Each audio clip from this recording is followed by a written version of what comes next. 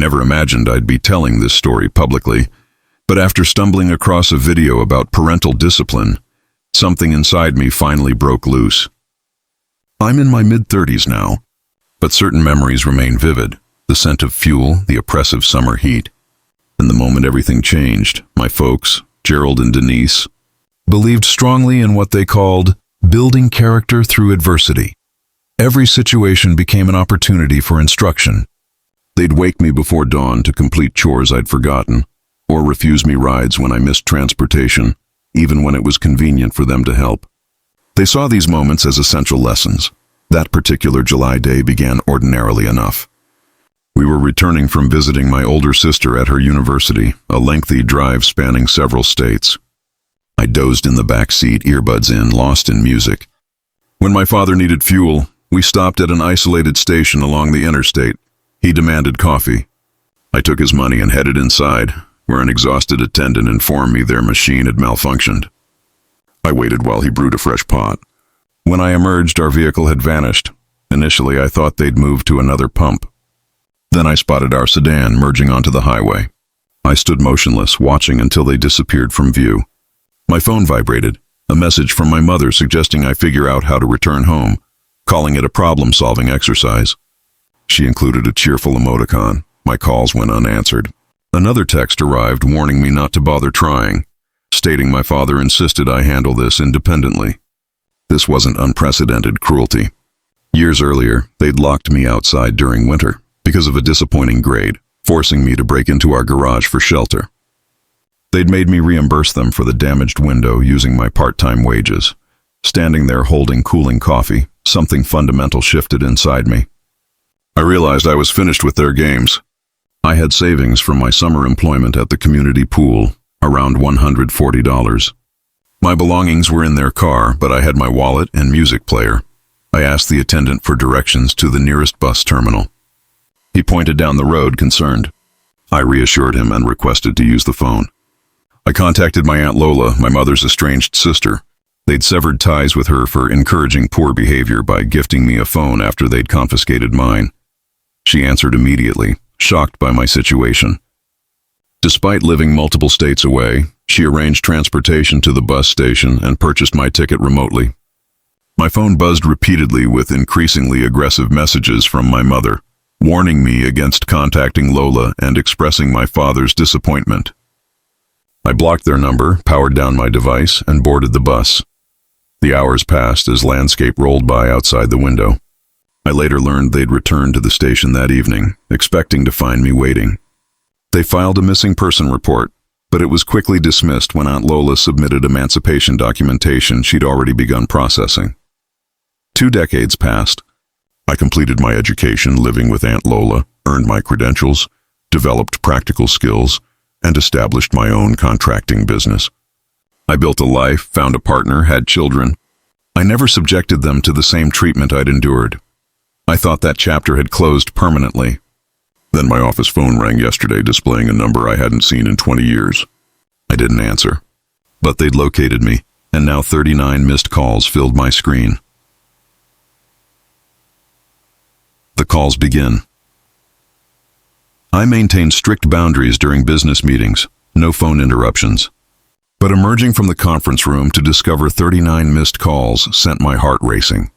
Most came from unfamiliar numbers, but 3 were from my sister Sabrina, whom I hadn't spoken to in 2 decades. The first voicemail was Sabrina, distraught, begging me to call back. She claimed our parents had found me and were spiraling. The remaining messages alternated between guilt and demands from my parents. My mother claimed illness. My father drunkenly insisted I owed them everything, crediting them for my success. I sat in my vehicle watching the calls accumulate. Finally, I texted Sabrina, suggesting we meet alone at a local diner early the next morning. She arrived looking familiar, yet aged, still nervously fidgeting. Before sitting, she blurted that they were losing their home. My father had been gambling. My mother had maxed out credit cards. They'd discovered my company online and wanted money. I listened calmly as details emerged. They'd been monitoring my business social media for months. My father convinced himself I owed them for his contributions to my success. They needed $50,000 to avoid foreclosure.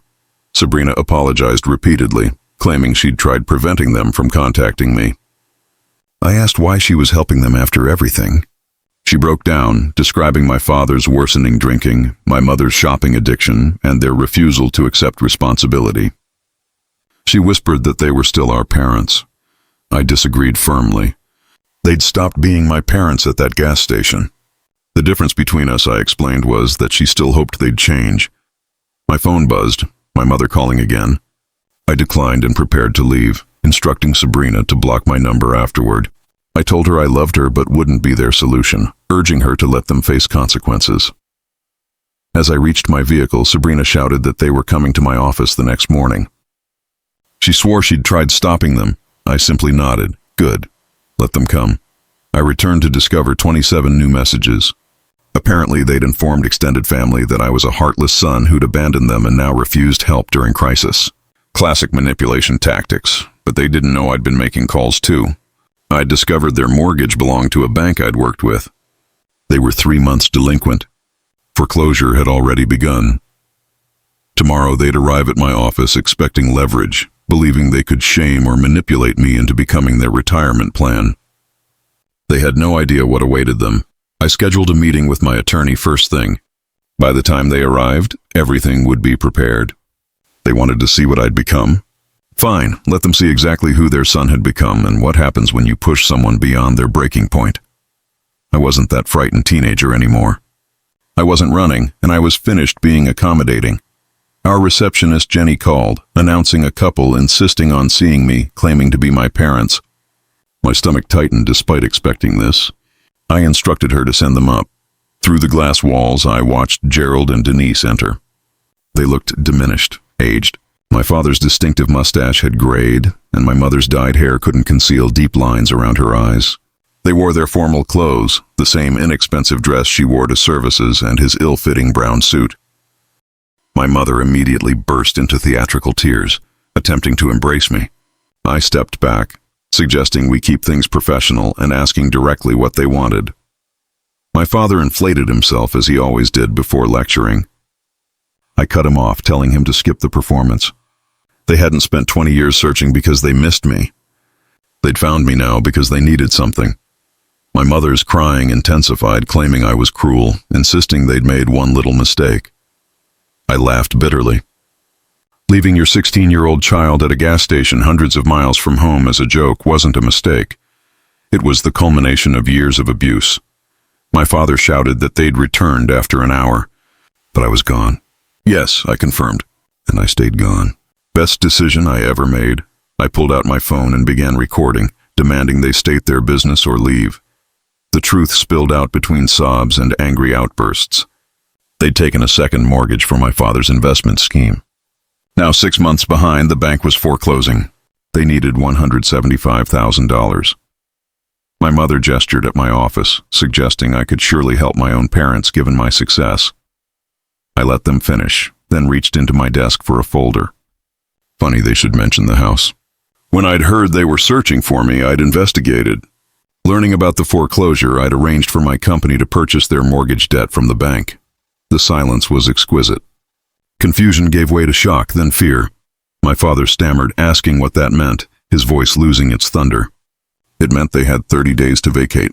My company had legally acquired it at auction.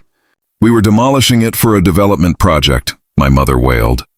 My father's face turned purple, insisting I couldn't do this, that it was their home. Like that gas station was my home, I replied. At least I was giving them 30 days. They'd given me 30 seconds. My father lunged across the desk. Security rushed in. I'd had them on standby. As they escorted my parents out, my mother screamed that I was evil and would burn. My father threatened lawsuits. I watched through the glass, still recording everything. My phone buzzed, a text from Sabrina asking what I'd done. I replied that I'd done what they taught me, look out for myself. I'd spent 20 years building myself from nothing. Now I was using everything I'd learned to tear down the house that was never really a home. The revelation. Following my acquisition of their property, my parents completely unraveled. They contacted every relative claiming their ungrateful son was making them homeless. What they didn't anticipate was my documentation. I'd kept an old recording device from years ago. It captured their prank, their laughter as they drove away, saying, "Let's see how long it takes him to get home." I'd preserved this for 2 decades, along with birthday cards containing messages like, "Maybe if you weren't such a disappointment." 20 years of documented emotional abuse, meticulously organized. I mass distributed everything to the extended family. Every relative received that recording, saw those cards, read those messages. By midday, Sabrina called crying. Our parents had apparently constructed an entirely different narrative over the years, claiming I'd run away due to substance abuse. Remember when I mentioned demolishing their house? I proceeded exactly as planned. I had all necessary permits prepared and invited them to watch. They arrived with Aunt Lola, assuming she'd convince me otherwise. Instead, they had front row seats to their home's destruction. My mother screamed about her garden. My father threatened legal action. With what resources, Gerald? I stood there with coffee, watching them lose control. 20 years of their abuse gone in 2 hours.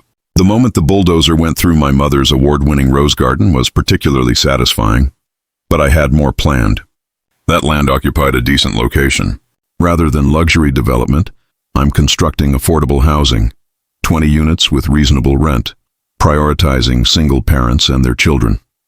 Plans were already approved. The best part? I'm naming it Annabelle Haven, after my aunt who took me in. She passed last year, but she'd love knowing her name is on something helping people escape difficult situations. My parents attempted rallying neighbors against me, showing childhood photos of our supposedly happy family. Unfortunately for them, those neighbors remembered hearing me crying at night. One neighbor, Mrs. Henderson, even embraced me, admitting she'd always regretted not contacting Child Protective Services.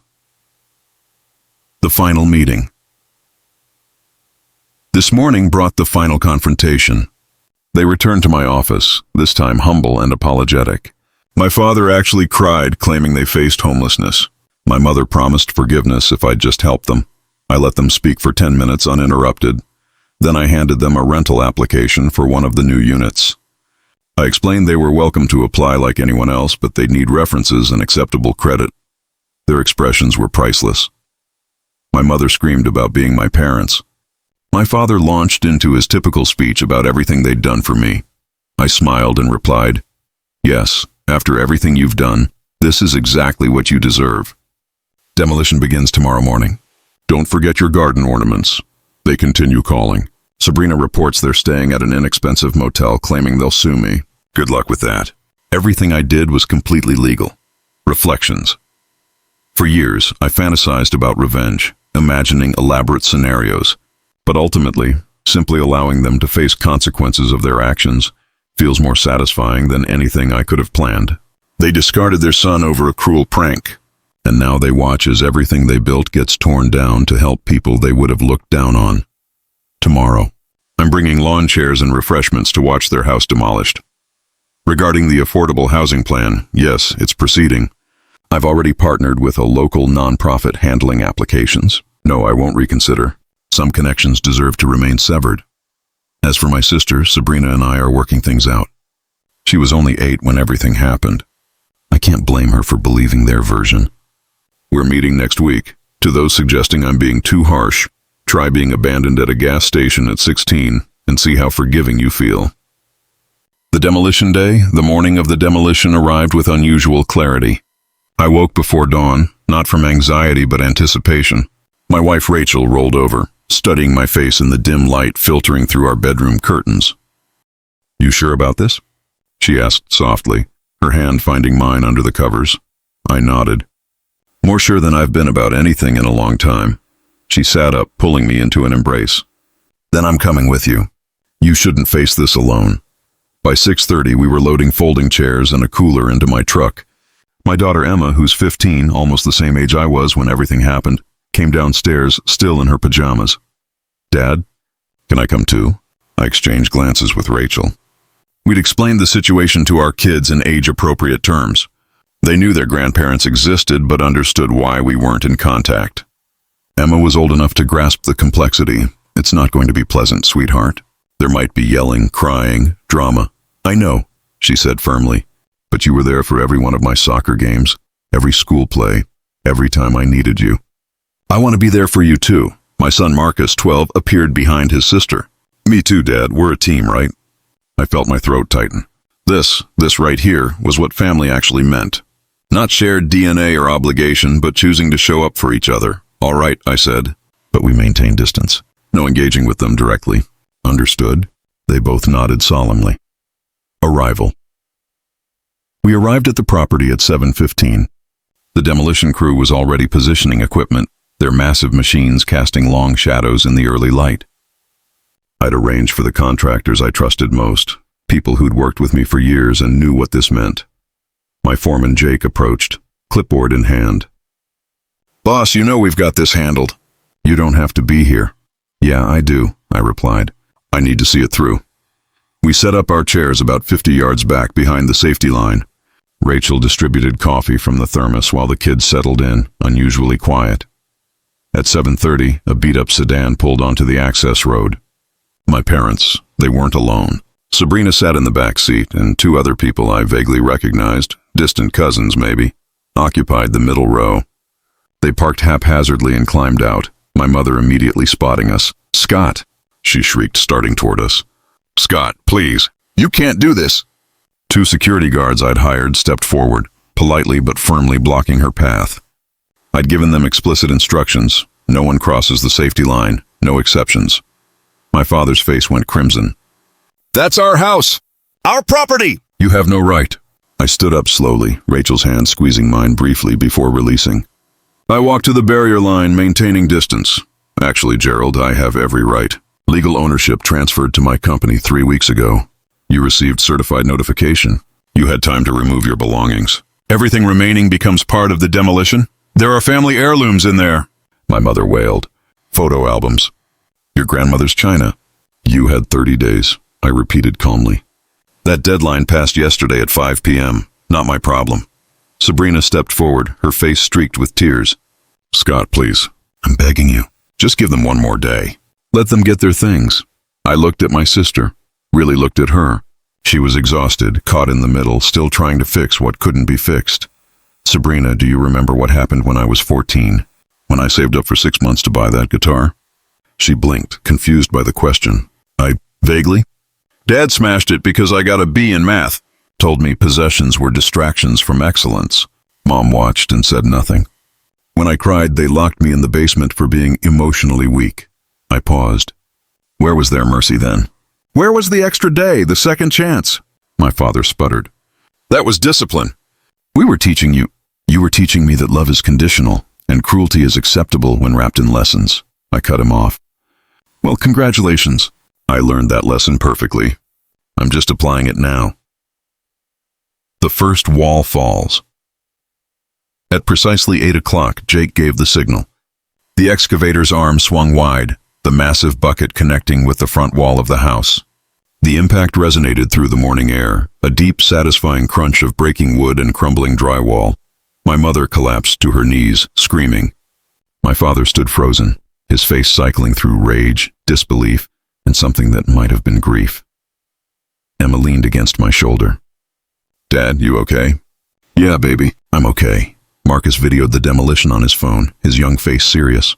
"This is kind of sad," he observed. "Even though they were terrible to you, it's still sad to watch." "That's because you have empathy," Rachel said gently. "That's what makes you different from them. You can recognize that destruction is sometimes necessary while still acknowledging the loss. That's emotional maturity they never developed." Another swing, another section collapsed. The living room where I'd spent countless hours walking on eggshells, afraid of triggering another teaching moment. Gone in seconds. My phone buzzed. A text from an unknown number. "I hope you're proud of yourself. You've destroyed our lives." I blocked it without responding and returned my attention to the demolition. Unexpected arrival. Around 8:30, another vehicle pulled up, a newer model SUV. An elderly woman emerged, moving slowly with a cane. It took me a moment to place her. Mrs. Henderson, the neighbor who'd hugged me. She walked directly to where my parents stood behind the security line. I couldn't hear their conversation, but I saw my mother's face go pale, my father take a step back. Mrs. Henderson spoke for several minutes, pointing occasionally at the house, then at me, then back at them. Finally, she turned and walked over to our side of the barrier. "May I join you?" she asked, her voice warm despite the circumstances. "Of course. Mrs. Henderson, please." I offered her my chair, but she waved it off. Producing her own folding stool from her bag, "I came to bear witness," she said, settling herself with a satisfied grunt. "I lived next door to your parents for 18 years, Scott.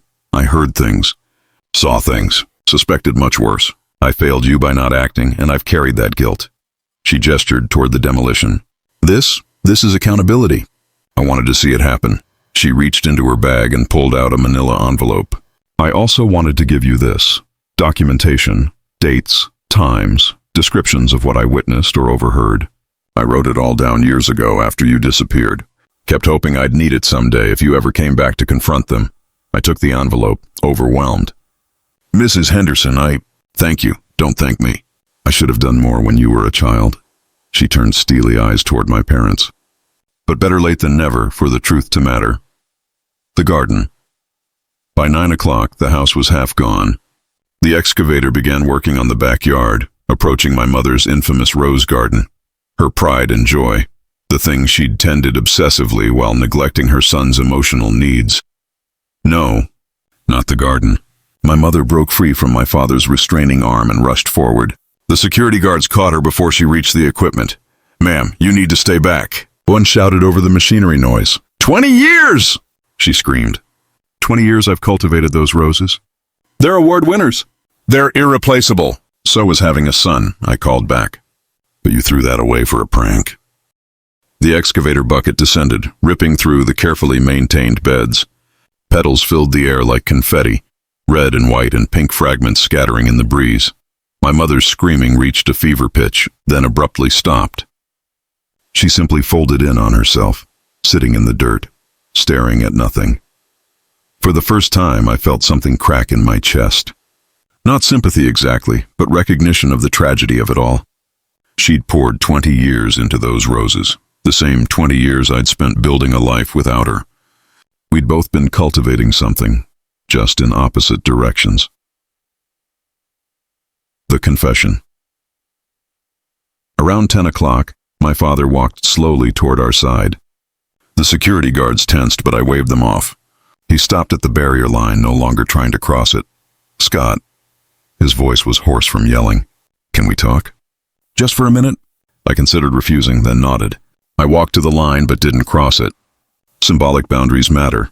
He stared at the remaining skeleton of the house, now mostly rubble. "You really hate us that much?" "I don't hate you at all," I said honestly. Hate requires emotional investment.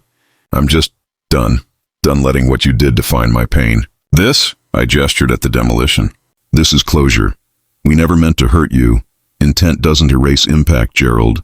You left a child stranded. You emotionally tormented me for years. Whether you meant to doesn't change what happened. He was quiet for a long moment. I was raised the same way, you know. My father was harder on me than I ever was on you. I thought I was being softer, better. Then you failed to break the cycle. I did break it. I glanced back at Emma and Marcus. My kids will never know what it's like to fear their father's teaching moments. So what now? He asked. We're homeless, broke. You've got your revenge. What happens to us? You figure it out. The same way you told 16-year-old me to figure it out. I paused. But unlike you, I'm not leaving you with nothing. There's a rental application available for the affordable housing units. You can apply legitimately. If you qualify and if you can provide references, you'll be considered like any other applicant. That's more grace than you showed me. References? He laughed bitterly. Who's going to give us references? That sounds like a you problem. The final wall. By 11:30, only one wall remained, the exterior of my old bedroom. I could see the faded blue paint I'd chosen when I was 12, back when I still believed their version of love. Jake approached. Boss, we're ready for the final section. You want to do the honors? He gestured to the excavator. The operator had climbed down, offering me the seat. Rachel's hand found my back. You don't have to, I know, but I want to. I climbed into the cab, the operator giving me quick instructions on the controls. It was simpler than I expected, almost elegant in its straightforward cause and effect. I positioned the bucket, the metal gleaming in the midday sun. Through the window, I could see my entire family watching. Rachel, Emma, Marcus, Mrs. Henderson with her hand over her heart. Sabrina with tears streaming down her face. My parents, small and defeated, clinging to each other. I thought about that 16-year-old kid, standing at a gas station with cold coffee in his hand, watching his parents drive away laughing. I thought about every moment of self-doubt, every night I'd questioned my worth, every scar their teaching moments had left. Then I thought about Aunt Lola, who'd answered the phone without hesitation. About Rachel, who'd loved me through the process of learning what healthy love looked like. About Emma and Marcus, who'd never know the fear of conditional parental affection. I pulled the lever. The wall came down in a shower of dust and debris, and with it, the last physical remnant of my childhood prison. Aftermath. The crew worked for another hour, clearing the rubble into designated piles. By 1 p.m., nothing remained but a bare lot and the foundation, which would be removed next week.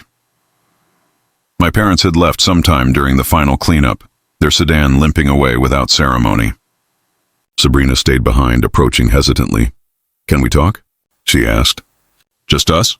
We walked a short distance away, sitting on the tailgate of my truck while Rachel kept the kids occupied. "I don't know what to say," Sabrina began. "Part of me is horrified by what you did. But part of me understands why you did it. You don't have to choose sides, don't I? They're asking me to let them move in with me. Into my 2-bedroom apartment. They expect me to support them financially. And they're making it clear that if I don't, I'm as bad as you."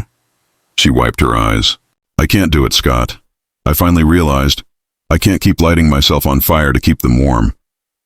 "Then don't," I said simply. "Let them face reality. It's the only thing that might actually change them. What if it doesn't? What if they just spiral? Then that's their choice, their consequences. You can't save people from themselves, Sabrina. I learned that the hard way." She nodded slowly, processing. "I think I need to start therapy. Really deal with everything, all the things I've been making excuses for." "That's the smartest thing I've heard you say." I pulled out my wallet, removing a business card. "This is my therapist. She's amazing. Tell her I referred you. She specializes in family trauma." Sabrina took the card, holding it like a lifeline. "Do you think, could we maybe get coffee regularly? Actually build a relationship? Not about them, just us?" "I'd like that," I said honestly. "But there's a condition. When we spend time together, they're not the topic. We don't discuss them, don't make them the center of our relationship. Deal?" "Deal." We hugged, and it felt like the first honest embrace we'd ever shared, not wrapped in family obligation or guilt, just two people choosing connection. The drive home. Rachel drove while I sat in the passenger seat, emotionally exhausted. Emma and Marcus had fallen asleep in the back, the day's intensity wearing them out. "How do you feel?" Rachel asked softly. "Empty," I admitted. "But it's a good empty, like draining an infected wound. It hurts, but it's healing. I'm proud of you. Not for tearing down the house. That's just property. I'm proud because you broke a generational cycle. You chose to be different." I reached over, taking her hand. "I couldn't have done it without you. You taught me what healthy love looks like. You taught yourself. I just loved you while you figured it out." My phone buzzed. A text from Jake. "Demolition complete. Site secured. Final invoice attached. Also, thanks for trusting me with this one. Meant a lot." I smiled, texting back. "Thank you for making it happen. Drinks on me next week." Another text came through. This one from an unfamiliar number. "This is Mrs. Henderson. I don't know how to use this texting properly, but I wanted to say, today was justice delayed but not denied. You're a good man. Your Aunt Lola would be so proud." I saved her number and replied, "Thank you for bearing witness." It meant everything. Construction on Annabelle Haven began 3 weeks after the demolition. I insisted on being hands-on with the project, working alongside my crew to frame the structures. The architectural plans were finalized, 20 modest but dignified units, each with 2 or 3 bedrooms, updated appliances, and small yards. We were building community, not just housing. A playground would occupy the center courtyard where my mother's rose garden had been. The local nonprofit handling applications reported receiving over 200 inquiries. Single mothers escaping domestic violence, families recovering from job loss, young people aging out of foster care. Each application reminded me why this mattered more than revenge ever could. One application stood out. Gerald and Denise Thompson, The nonprofit director called me directly. Scott, I wanted to flag this one before we processed it. Given the circumstances, I thought you should know. Process it like any other, I said. If they meet the criteria, if they can provide legitimate references, if their background check clears, they're eligible. I meant what I said about giving them a fair shot. They listed your sister as their only reference. Then contact her and see what she says. 2 days later, the director called back. Sabrina gave them an honest reference, acknowledged their flaws, but confirmed they're not dangerous, just difficult. She also mentioned they're both attending therapy now. Apparently losing everything was the wake-up call they needed. And we're putting them on the waiting list. They'll need to complete financial counseling and maintain steady employment for 90 days before we'll reconsider their application. Standard protocol for high-risk applicants. Fair enough. The grand opening. 6 months after demolition, Annabelle Haven opened its doors to the first residents. We held a modest celebration, barbecue, music, kids running through the playground. The mayor attended, calling it a model for community-focused development. I stood at the entrance beneath the sign bearing my aunt's name, watching families move into their new homes. A young single mother with 3 kids unpacked boxes while her children played in the courtyard. An elderly man who'd been living in his car for 2 years carried his belongings into a ground floor unit, adapted for accessibility. This was worth everything. Sabrina attended the opening, having driven 4 hours to be there. We'd had coffee 3 times since the demolition, each conversation revealing more about who we were as individuals, rather than products of our upbringing. They ask about you, she mentioned as we watched the festivities. What do you tell them? That you're living your life. That maybe someday, if they do the real work of changing, there might be room for conversation. But that it's entirely your choice and they don't get to demand anything. How'd they take that? Mom cried. Dad got angry, then quiet. But here's the thing, Scott. They're actually going to therapy. Real therapy, not just couples counseling. Individual work. Dad's attending AA meetings. Mom's in a support group for people with spending addictions. She paused. I don't know if they'll change. But for the first time, they're actually trying. Good for them, genuinely. Does that change anything for you? I considered the question honestly. No, maybe someday, years from now, if they maintain genuine change, we might have a conversation. But they don't get forgiveness just for finally doing what they should have been doing all along. That's not how this works. Fair enough. Sabrina smiled, watching children play where roses once grew. Aunt Lola really would love this. Yeah, I agreed. She really would. That evening, as sunset painted the sky orange and pink, I sat on the tailgate of my truck, watching the last family settle into Annabelle Haven. Rachel sat beside me, her head on my shoulder. Emma and Marcus explored the playground with some of the new resident children, their laughter carrying on the evening breeze. My phone buzzed. An email notification from the waiting list system. Gerald and Denise Thompson had completed their 90-day employment requirement and financial counseling. Their application was moving forward for final review. I stared at the notification for a long moment, then closed my phone without responding. That decision could wait. Right now, in this moment, I was exactly where I needed to be. Not defined by their abandonment, not consumed by revenge, not trapped in the past, just free. The gas station lesson they'd tried to teach me was about problem solving.